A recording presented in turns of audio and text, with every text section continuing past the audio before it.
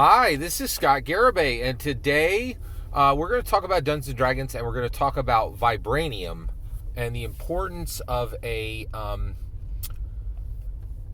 mega currency in your world. So as you're telling a Dungeons and Dragons story, you need to have a mega currency. You need to have a currency that someone cares about. You need to have essentially a material that people are willing to die for. That's the key here. Okay, first of all, spoilers for Wakanda Forever in this content.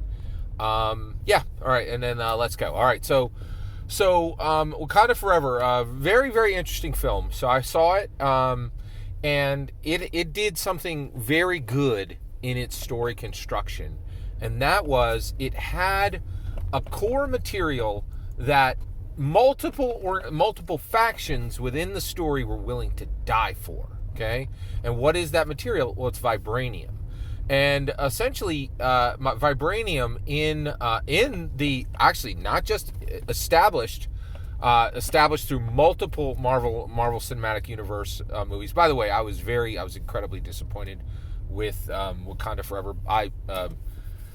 Hollywood's in a hard time right now. Wakanda Forever is the worst Marvel Cinematic Universe film ever made, in my humble opinion.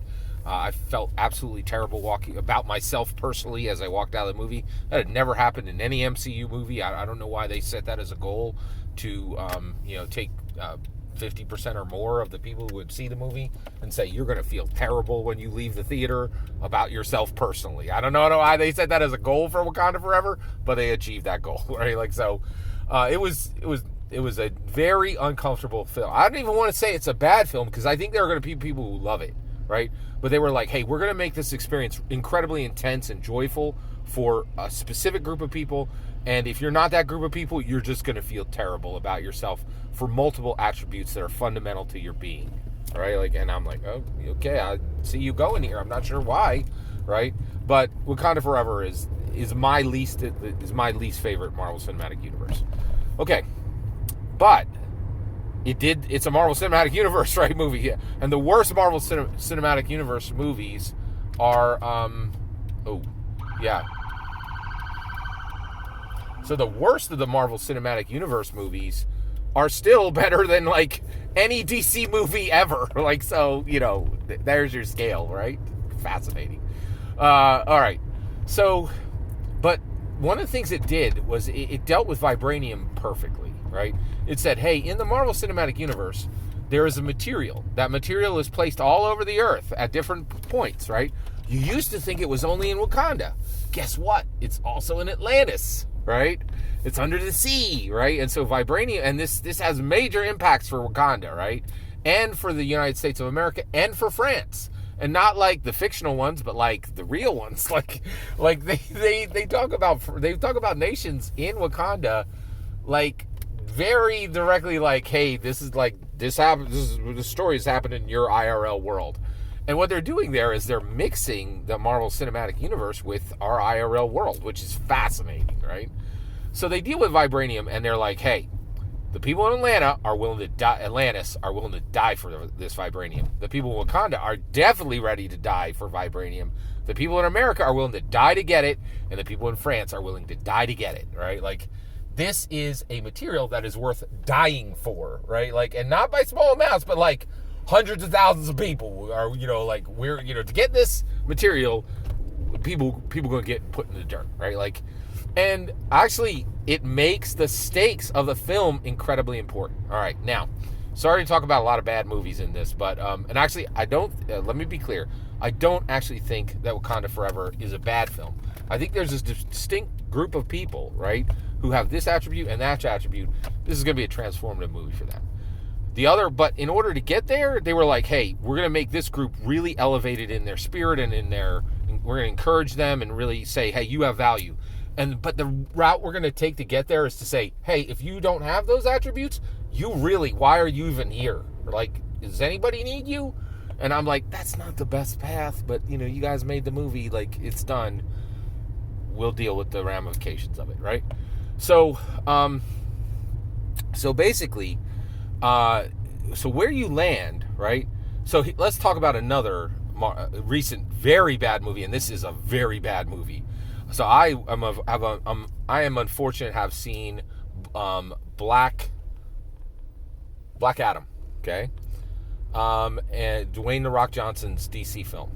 That movie is a pure garbage film. You should not even waste your time when it drops on streaming. It was one of the worst. The race for worst DCU movie, DC Cinematic Universe movie is a very hotly contested race. But man, that's a garbage film. All right, but it handled this issue of stakes and a material that people are a material that conflict can rest on much worse, right? So there is a material in the DCCU that is incredibly valuable that people should be willing to die for, and that is nth metal, right? Rather than use nth metal in Black Adam, they're like, we're searching for this material called Eternium. It's never been talked about in any comic or any movie, but you should care about it, right? Wakanda did not do this. Right? They were like, hey, Vibranium's the thing. You know what it is. It made Captain America's shield. And it's really valuable, and you know what it does. And they even added to it in this movie. They're like, guess what? Vibranium don't show up on metal detectors. What? Wait, what? That's powerful, right? And it's like virtually indestructible. Oh yeah, I'm in. Like, I get why Vibranium is important, right? It's willing, in that narrative world, it's willing to be died for, right? By these different factions, right? So how do we do this in Dungeons & Dragons? When we come and we're going to tell a story, what is the material in Dungeons & Dragons that literally hundreds of thousands of people from different nations or cities are going to be willing to die for, right? Well, there really wasn't a clear answer to this previously. Orichalcum is maybe on the list, right? And then Mithril, but that's really like kind of a Tolkien thing, right? So there is a new material that you can use that can function exactly like Vibranium functioned in Wakanda Forever and throughout the Marvel Cinematic Universe, forming a very sound foundation for combat and conflict in your D&D narrative, and that is Darksteel. Where does Darksteel come from? Dominaria, baby!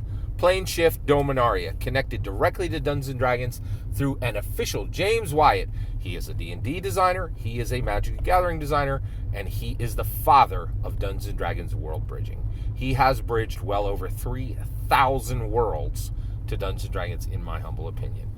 And he bridged Forgotten Realms, Faerun, to Toril, straight to Dominaria, right? And on Dominaria, they have Darksteel, right? Now, Darksteel is exactly like Vibranium. It's this very mystic, and actually it's not mystic, it's a very practical, real steel, but it also has these incredible properties, right?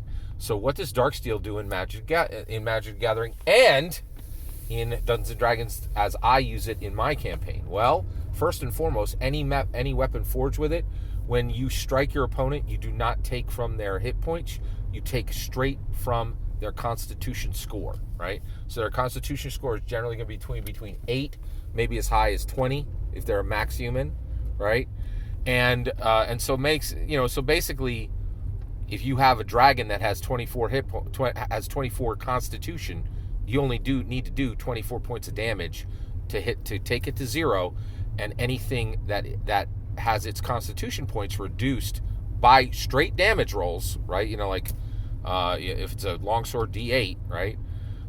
It will reduce the Constitution score, and when the Constitution score hits 0, that player character or that non-player character dies without death save, period. That's what Darksteel does in my world, and that makes it every bit as valuable as Vibranium, right?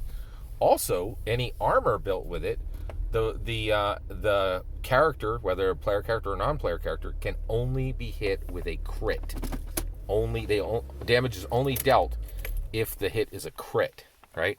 And every time scores every time, so basically they roll, if you hit your armor class, right, you are struck, but it does 0 damage. If it's a crit, the weapon will do its regular damage. Whether it strikes and does 0 damage, it actually hits above your armor class and does 0 damage, or whether it crits, whoever struck you with that weapon, they take double the damage they dealt to you. That's what dark steel armor does. Incredibly deadly, incredibly valuable. People are willing to die for it in my Dungeons and Dragons Forgotten Realm, right? That's how vibranium is correctly, properly used.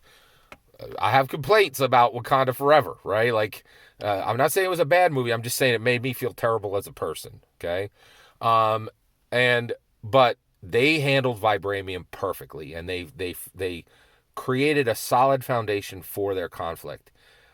I think Darksteel is the vibranium of the Dungeons and Dragons universe. That's my humble opinion. I'm ready to hear your humble opinion. Let me know in the comments below. I'm eager to hear your humble opinion. Let me know in the comments let me know your thoughts in the comments below. Please consider liking and subscribing. Have a wonderful millennium.